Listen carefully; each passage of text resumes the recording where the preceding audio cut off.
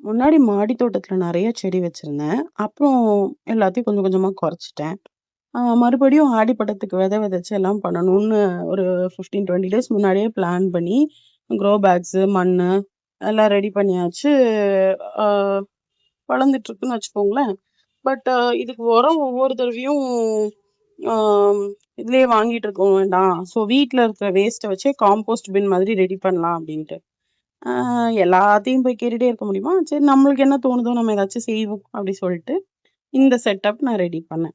ஆ இது எங்க வீட்ல இருந்த பழைய வாட்டர் கேன் ரிங்கு. ஏன்னா இப்போ ஆட்டோமேட்டிக்கா ஆ தண்ணி மேல வர்ற மாதிரி அகாரோல வாங்கிட்டதுனால, ஸோ பழைய வாட்டர் கேன் ரிங்கு. இது water கேனோட bubble down.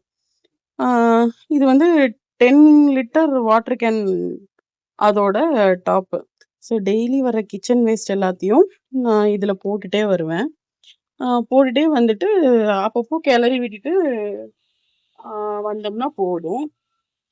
10 two 15 days maximum இந்த பின் ரொம்பறதுக்கு 15 டேஸ் போதும். ஆ இல்ல நமக்கு இதாகுதுனாலும், எக்ஸஸா இருக்குனாலும் நம்ம வந்து இத ஈஸியா எடுத்து சேஞ்ச் பண்ணிக்க முடியும். ஆ எனக்கு வந்து சின்ன பின்ங்கிறதுனால நான் வெளியிலலாம் ஓட்ட போடல. அதே மாரி மேல ஓப்பன் தான் வச்சிருக்கேன். ஆ இந்த மாதிரி சும்மா ஏர் போற மாதிரி கேப் விட்டு தான் மூடுறேன். அதனால நான் சுத்தி ஓட்ட போடல. ஒருவேள அதிகமா இருக்கு எனக்கு இப்போ வரைக்கும் எந்த பேட் ஸ்மெல்லும் வரல. ஸோ வர மாரி இருந்ததுன்னா, நான் இங்க சுத்தி ஆ ஹோல்ஸ் போட்டுட்டா எனக்கு இதாயிடும். ஏன் பபிள் டவுன் வச்சிருக்கேன் அப்டின்னா, டீகே ஆறதுல ஒருவேள வாட்டர் வந்துச்சுன்னா, ஆட்டோமேட்டிக்கா அந்த வாட்டர் வந்து இங்க சேவ் ஆயிடும். சம்டைம்ஸ் பால்கனிலயா மழை வருது. மழை வந்தாலும் இது வழியா தண்ணி போயிடும். ஸோ அந்த தண்ணியும் இதுல சேவ் ஆயிடும். எனக்கு எப்பயாச்சும் வேணும் அப்டின்னா, நான் ஆட்டோமேட்டிக்கா வந்து இதுல இருந்தே தண்ணி பிடிச்சு, இதுல இருக்க தண்ணியவே பிடிச்சு கூட நான் செடிக்கு ஊத்திப்பேன். இல்ல எனக்கு எனக்கு ஒரு வேள ஆ இதா இருந்துச்சு அப்டின்னா, எக்ஸஸா வாட்டர் இருக்குது அப்டின்னாலும், நம்ம இதுலருந்து ட்ரெயின் பண்ணிக்கலாம்.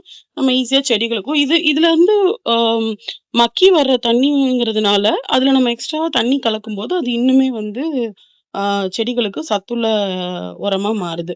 வீட்டோட குப்பை கழிவுகள வேஸ்ட் பண்ணாம, இந்த மாதிரி பண்றது மூலமா, நமக்கு 2 பெனிஃபிட்ஸ் கிடைக்குது. 1 குப்பைக்கு வந்து பிரிக்கணுன்ற அவசியம் இல்ல.